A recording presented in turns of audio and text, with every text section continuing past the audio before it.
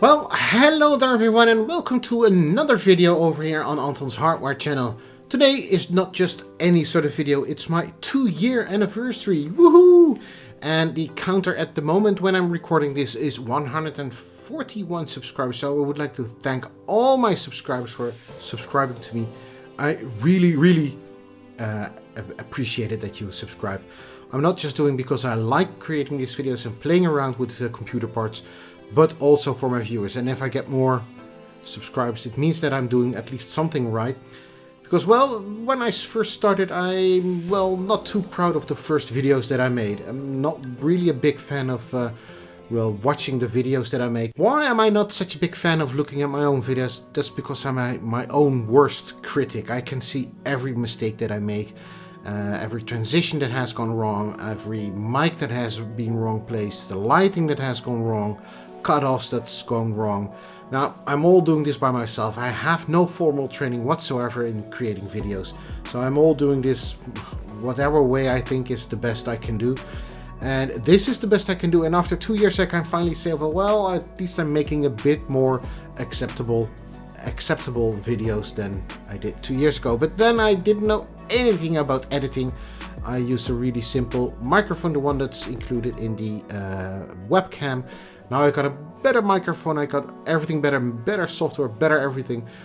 I got myself the test bench and everything else. It's grown a bit. And after 2 years I thought, well, what should I do for my 2-year anniversary? And I thought, well, what else can I do than review the very first video card that I ever made? And it's this one, the Asus Xonar AE. Is it still any good? And is it still worth the money? Is it, how well, if you compare to all the videos that you've reviewed the last couple of years, is it still very good? Is it still the best price performance that you can get? Let's find out in this video.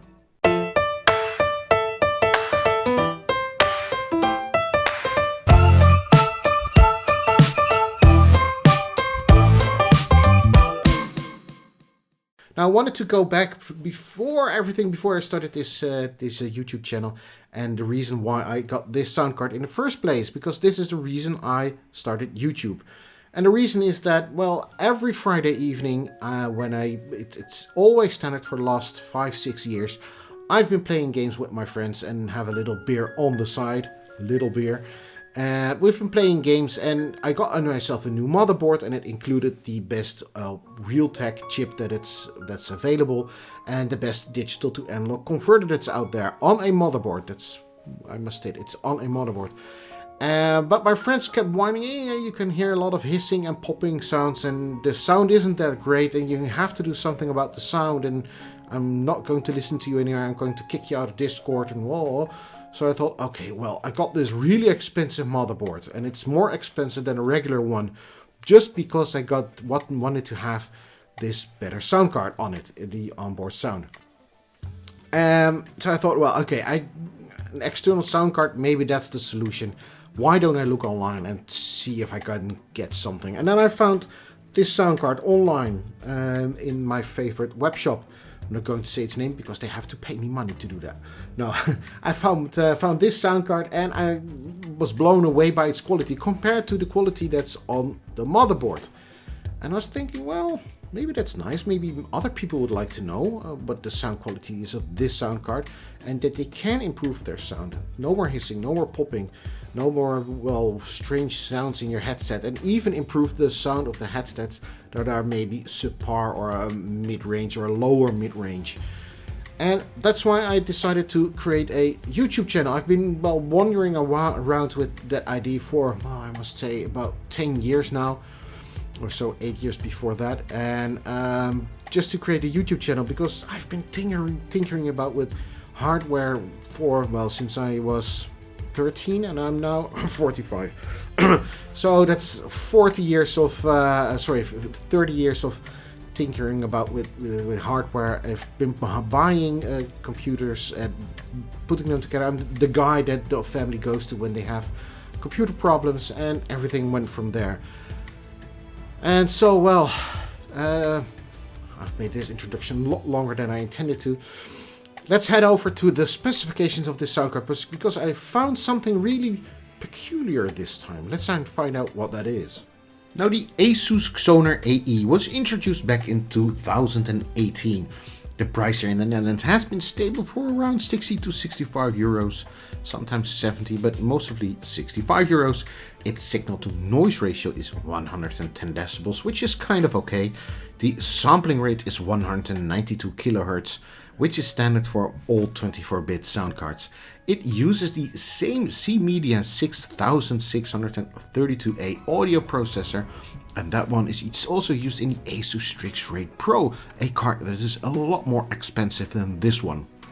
Now, the digital to analog converter is one from the ESS Sabre lineup, and that lineup looks a bit like this. You have the ES 9018, which starts with the reference 32-bit digital to analog converter, which is 8 channels, and that one is used in the motherboard that I just mentioned, the one that I bought just for the sound card. So that's the best Sabre that they have.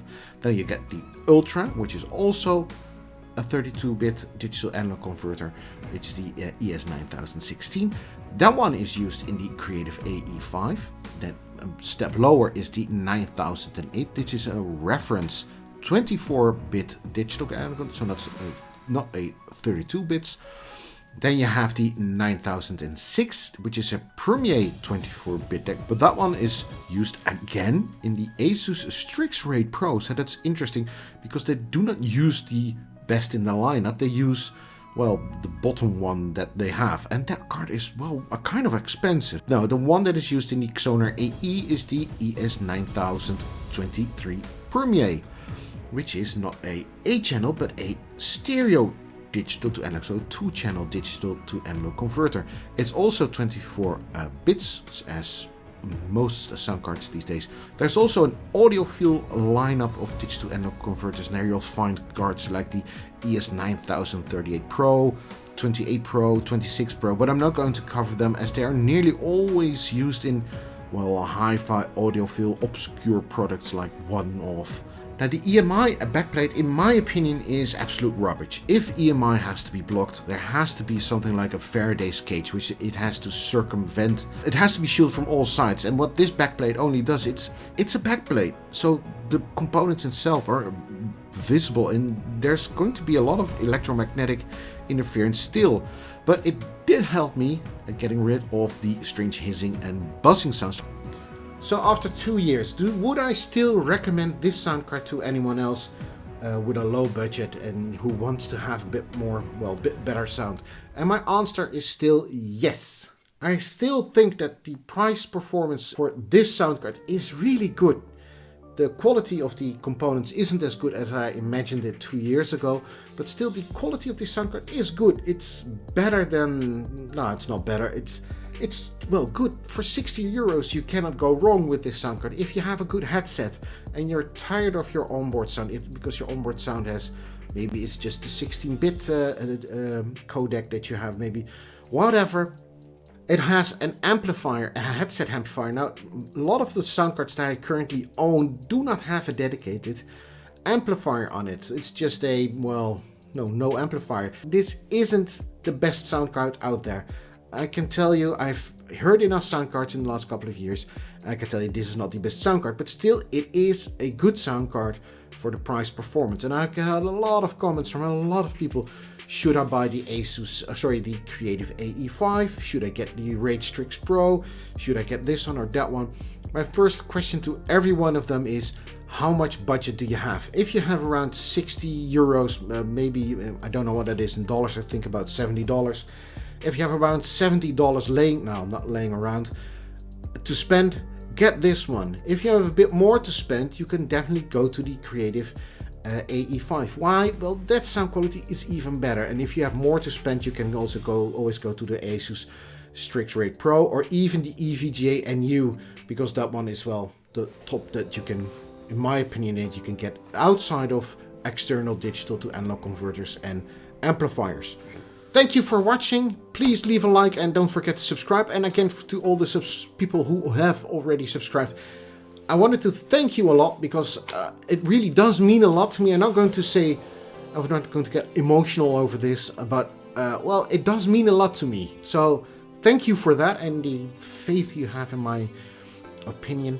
And thank you for now, and next video, I hope to post that one really soon, is about this thing. And I'm not going to say what it is. See you next video. Thank you for now. Bye-bye.